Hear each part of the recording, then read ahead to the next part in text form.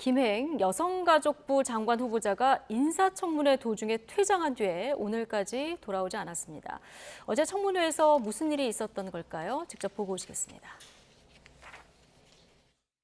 후보자의 자세가 좀 문제가 있잖아요. 갑시다. 후보자 앉으세요. 후보자 앉으세요.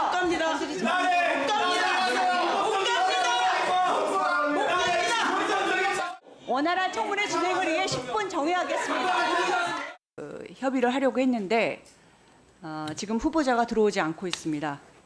있을 수 없는 행태이며 사상 초유의 사태입니다.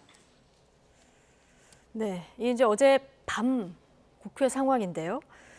일단 민주당 소속의 권인숙 여가위원장이 자료 제출에 대해서 좀 미비하니까 감당 못할 것 같으면 좀 사퇴하시라 이런 발언을 한 게 이제 여당을 좀 자극한 측면이 있고요. 그런데 이제 여당 의원들이 쭉 퇴장하면서 김행 의원을 같이 이렇게 나가자 해서 나가버렸어요. 굉장히 좀 이례적인 모습인 건 맞죠?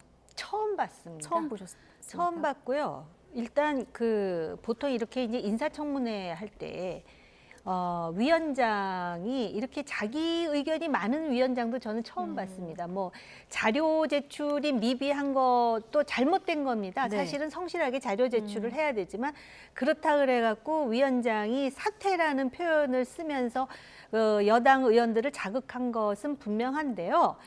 그런데 그렇다 그래가지고 나가는 거, 그러니까 여당 의원들은 또 나갈 수 있습니다. 네. 그런데 지성호 의원이 또 후보에게 갑시다 그러니까 같이 따라 나가는 이 행태, 이것도 굉장히 잘못된 거죠. 네. 왜냐하면 여당 의원들이 나가더라도 후보자는 자리를 지켰어야 된다. 그렇죠. 그러니까 지성호 의원이 갑시다라고 표현한 것도 잘못됐고. 네. 그 다음에 갑시다 그런다 그래서 따라 나간 후보도 잘못됐어요. 저렇게 되면은요, 보통 이제 뭐 청문 보고서 절차 없이도 장관을 임명할 수는 있습니다. 대법원장과 다르기 때문에. 근데 지금 자기 발로 인사청문회를 다 마치지 않고 그냥 나가버린 거잖아요. 이걸 어떻게 해석할 것인가에 대해서 지금 야당 의원이 문제가 아니고요. 저런 장면을 보는 유권자들이 네. 어떻게 생각할 것인가. 그러니까 여당 의원들 입장에서는 당시에 야당 의원들의 전 질문 행태에 대해서도 저는 사실은 여러 가지로 문제 제기를 할 수 있습니다. 마치도 어떻게 보면은 좀 표현은 뭐합니다면은 국민의 한 사람으로서 저게 국회인가 시장판인가 싶은 부분도 있고, 또 질문을 하면은 그 답변을 듣지 않고 계속 질문으로 몰아붙이는 그런 행동도 늘 해왔던 일이에요. 지금 네. 공수만 바뀐 것이지만. 그런데 그렇다 그래가지고선 청문회가 끝나지도 않았는데 후보가 나가버리는 거에 대해서 저거를 해석하기에 따라서는 자기 자신이 후보 이거를 포기했다라고 생각할 네. 여지도 있지 않겠습니까? 그러면 대통령에게 더 많은 부담을 주는 것이죠. 그런 차원에서, 그리고 저 모습을 보면 과연 유권자들이 여당을 비판할 것인가 야당을 비판할 것인가, 이런 부분에 대해서 좀 여당 의원들과 후보가 깊은 생각이 필요했던 게 아닌가, 그런 생각이 들었습니다. 네.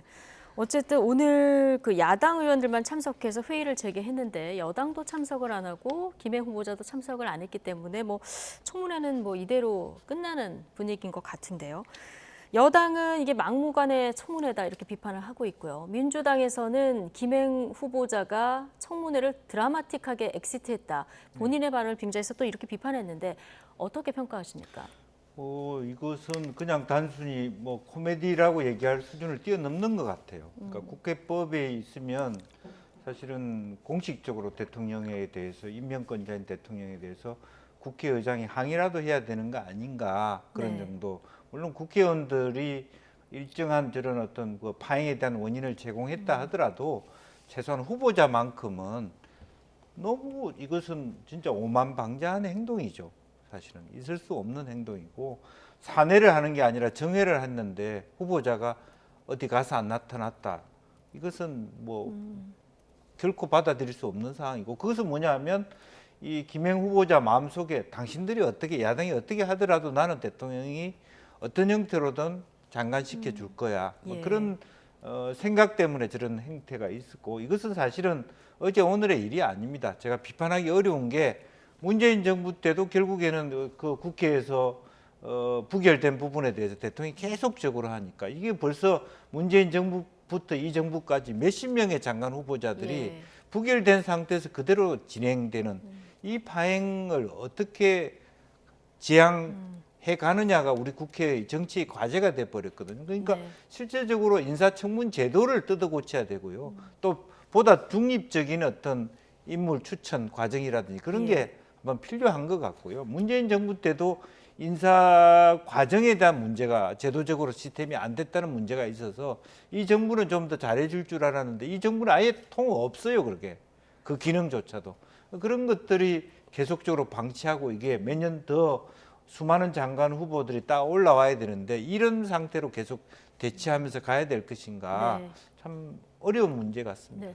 정권이 교체돼도 계속 반복되는 일. 그래서 인사청문회 제도 자체를 고쳐야 된다. 이 얘기를 여야 막론하고 하시는데 지금까지도 고쳐지지는 않고 있고 국회에서 이게 논의가 되는지도 좀 모르겠는 이런 상황입니다.